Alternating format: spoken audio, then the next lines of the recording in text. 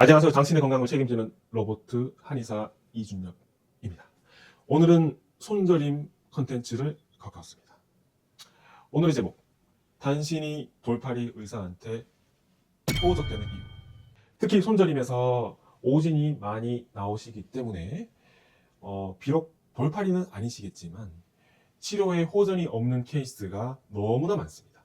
정말 거의 저림에 있어서는 예를 들어서 물리치료 받으셨다, 도수치료 받으셨다, 아니면 한방치료, 침 맞고 혹은 피 빼고 하는 등의 치료가 여러 가지 치료가 많긴 하지만 이런 치료를 받았는데 일시적으로 효과가 있다 뿐이지 시간이 지나면 모두 다 처음으로 돌아오는 케이스가 매우 많죠.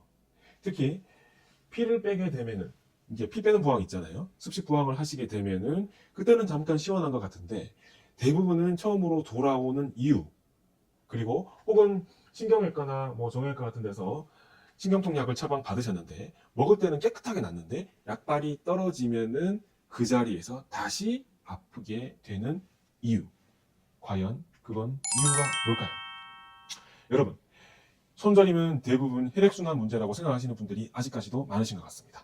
사실은 그 원인은 전혀 다른 곳에 있는 경우가 많습니다. 오늘 그것을 하나씩 해설을 해드릴게요. 여러분께서 눈떨림이나 혹은 손저림 등의 감각 이상으로 마그네슘 부족으로 판단하는 경우가 있습니다. 하지만 마그네슘은 근육세포 내의 칼슘 농도를 조절해서 근육을 이완하게 하는 겁니다. 2023년 발표한 질병관리청 논문에 의하면 한국인은 마그네슘이 그다지 부족하지는 않은 것으로 나타났습니다. 조사 결과 마그네슘이 부족하지 않은 것으로 나왔는데 과연 여러분의 몸에서 마그네슘이 부족한 게 맞을까요? 심지어 눈떨림 환자의 혈중 마그네슘 농도를 측정한 결과 정상인과 차이가 없는 것으로 나타난 논문도 있습니다. 당연히 국내 논문입니다. 신경 이상 문제와 마그네슘은 이론적으로는 맞지만 현실과는 아무 상관이 없습니다. 그러면 과연 당신의 손이 저린 이유가 뭘까요? 가장 먼저 손목 터널 증후군입니다. 가장 흔한 원인이고 가장 찾기 쉬운 원인입니다. 우리 손목에는 신경이 지나가는 터널이 있는데 요거를 손목 터널이라고 합니다. 여기에서 정중신경이 지나가게 되는데요. 손목 중앙에 수근관, 내압이 상승하면서 정중신경이 허열 상태에 빠지는 것이 핵심입니다. 단순히 신경이 눌리는 것이 아니라 신경으로 가는 미세 혈관이 압박받는 경우가 있습니다. 이때 신경의 신호 전달이 단절되기 시작합니다. 이것이 바로 손목 터널 증후군의 시작입니다. 특징은 주로 엄지, 검지, 중지가 저리게 됩니다. 특히 밤에 심해져서 자다가 손을 펴면서 깨기도 합니다. 자가진단은 팔렌 테스트가 있습니다. 양손을 이렇게 맞대보시고요. 이렇게 손등을 맞대고 1분간 유지했을 때 저림이 심해진다면 요거를 팔렌 검사를 통과하지 못하신 겁니다. 요것이 바로 손목 터널 증후군에 해당이 되는 증상이고요.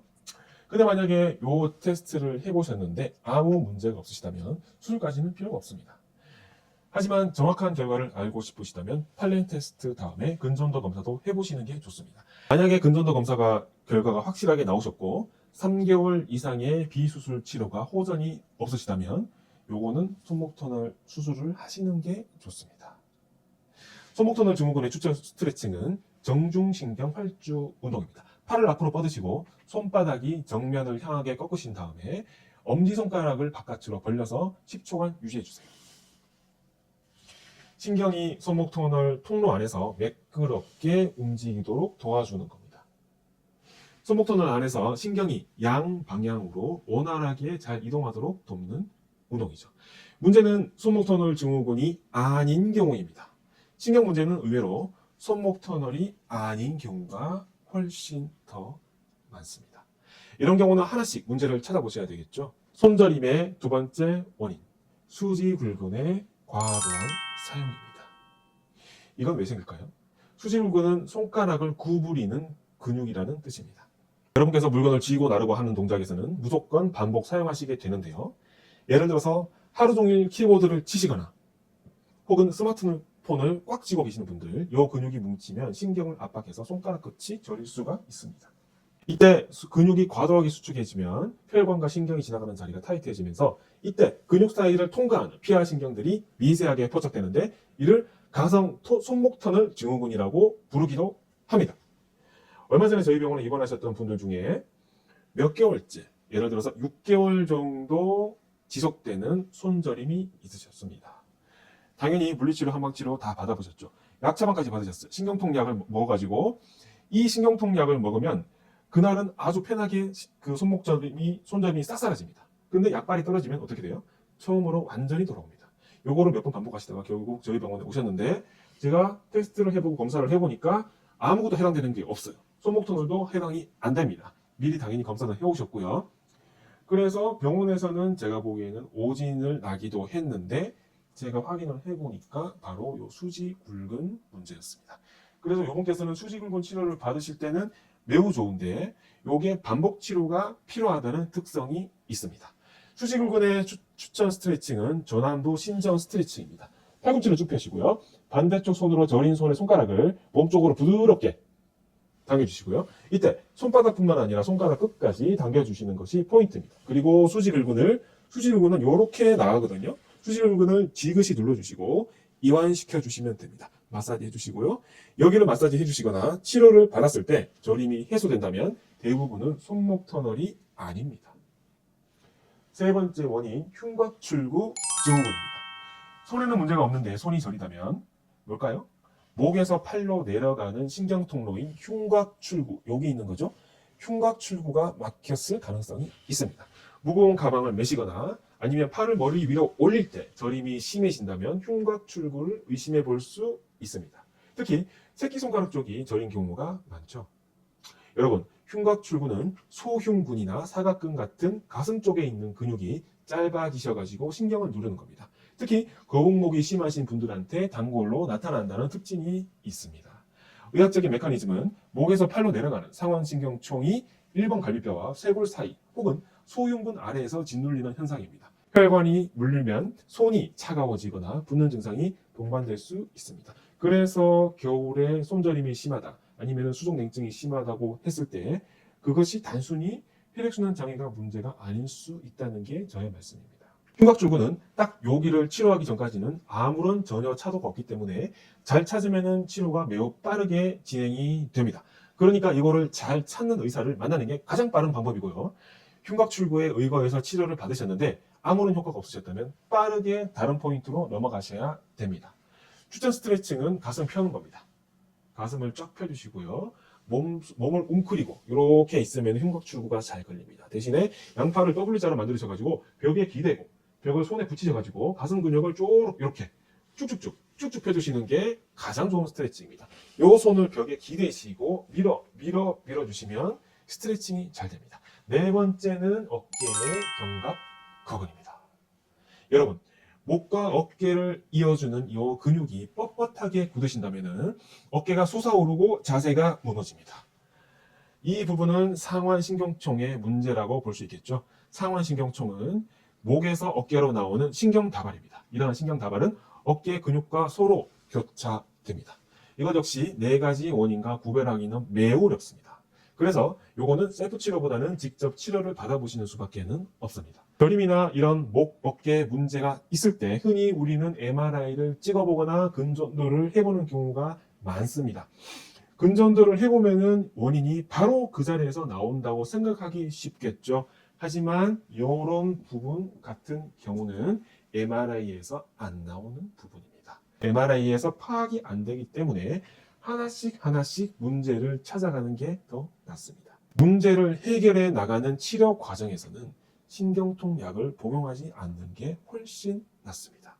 왜냐하면 단순히 통증을 제거하고 저림을 제거하는 게 목적이 아니라 근본적인 치료를 원하시는 분이라면 하루하루를 신경통약으로 버티지 마시고 단지 며칠 동안만이라도 치료받는 기간 동안만이라도 신경통약을 끊어보세요.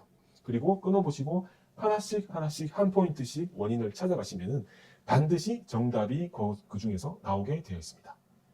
요거는 견갑거근이 짧아지시면 어깨뼈가 상방으로 회전하면서 목 주변 근육들이 불균형이 초래되어서 발생하는 증상입니다. 상완신경총의 포착으로 이어져서 신경 근처에서 압박을 유발하는 연쇄 반응을 일으킵니다. 요 그림은 더마토미라고 하죠.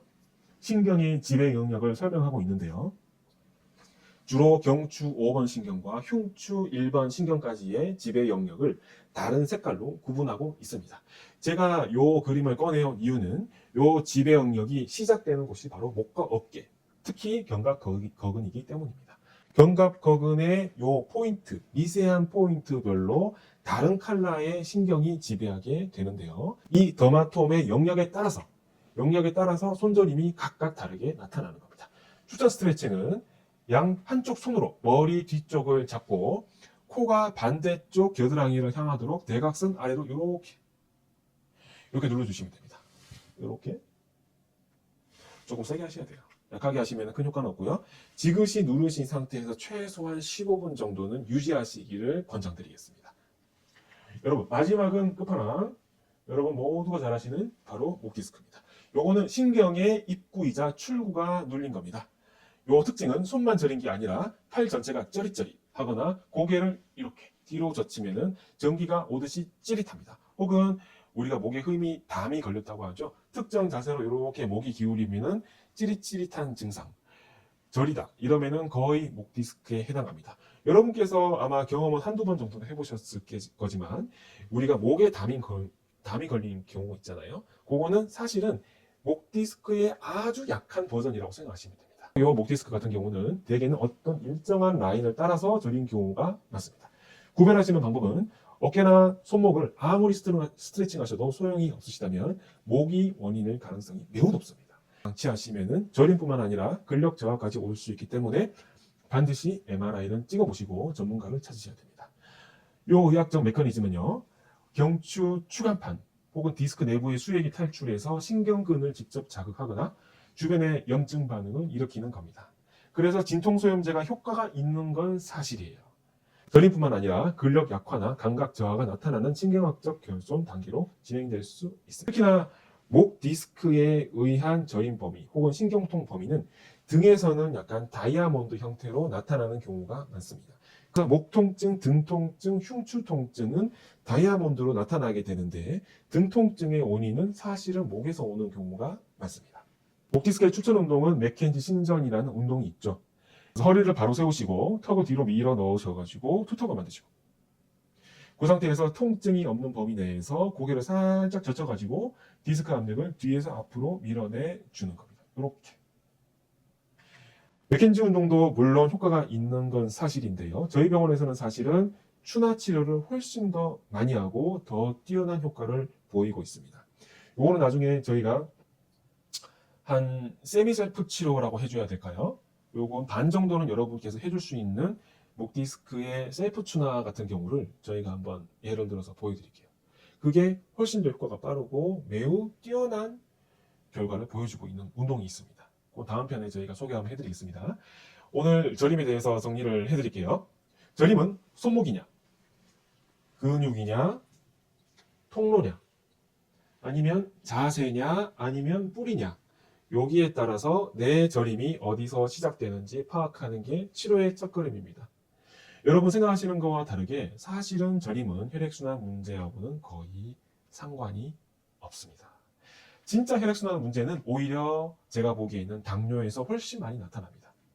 이렇게 손저림의 원인이 다양하기 때문에 의사들도 사실은 환자의 증상만 보고는 단번에 파악하기는 불가능합니다. 그리고 여러분께서 신경통 약을 처방받아서 복용하시기 전에 과연 내 저림이 어디서 오는지 원인을 먼저 파악하는 게 너무나 중요합니다. 섣불리 수술을 먼저 생각하시기보다는 이 원인이 어디서 오는지는 본인께서 알고 계셔야 됩니다. 어떠한 병이든지 원인이 없는 병은 없죠. 그래서 뭐든지 하나씩 원인을 찾아가셔야 되고 이 와중에 복합적으로 몇 가지 원인이 한꺼번에 섞여 있는 경우가 많은 게 바로 손저림의 특징입니다.